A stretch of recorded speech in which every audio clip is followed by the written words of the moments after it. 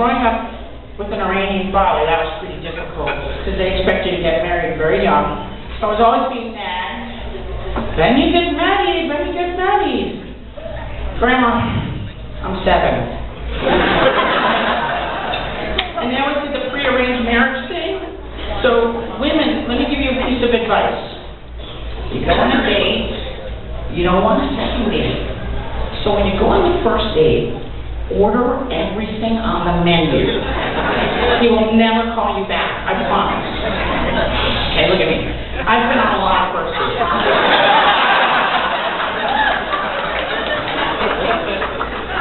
Sorry about not wearing any makeup. My husband says I look like Mimi from the Drew Carey show. You'll meet him. Anyway, Iranians are extremely vain. You'll never see a fat Iranian woman, except for me.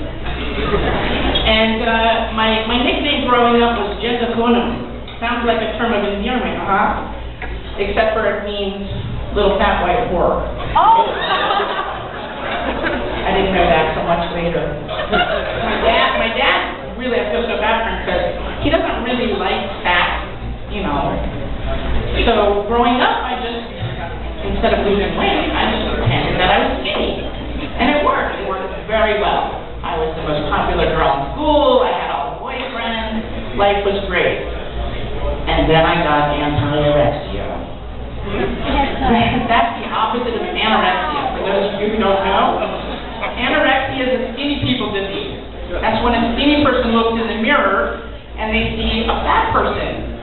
I mean, can you just imagine waking up every morning, looking in the mirror and seeing a fat person? That would suck. And then never eating again for the rest of your life? Oh my God. Oh my God. Anyway, I met my husband. We dated for a little while. And you know that first date when they ask you those questions, those basic questions like how many men have you slept with? Sure.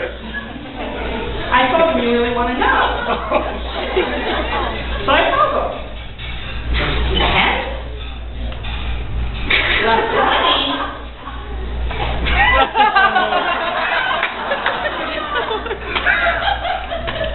Yes, he got a hoe in the house. Yeah!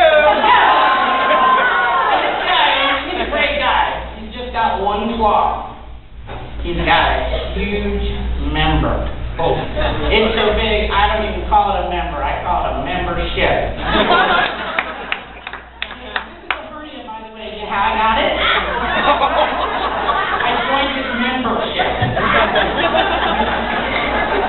So we got engaged when I was 28. Of course, to an Iranian father, that's 128. So my mom threw the best wedding. We had flowers, instead of flowers for centerpieces, we had hookahs.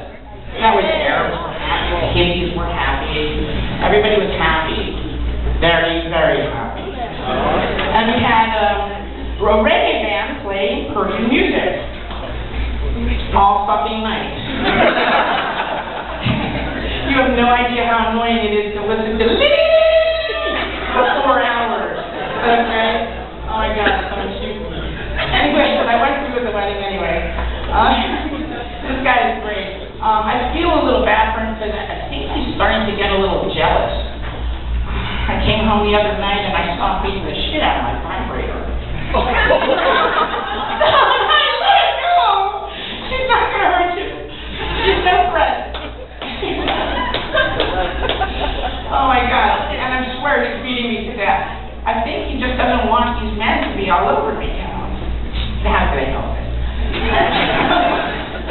I think he's beating me to death because he wants to keep the men away.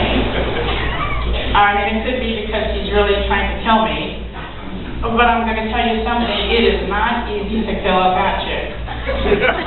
You got to carry that body. You got to store that body. You got to dispose of that body. You can't just roll us up in a carpet.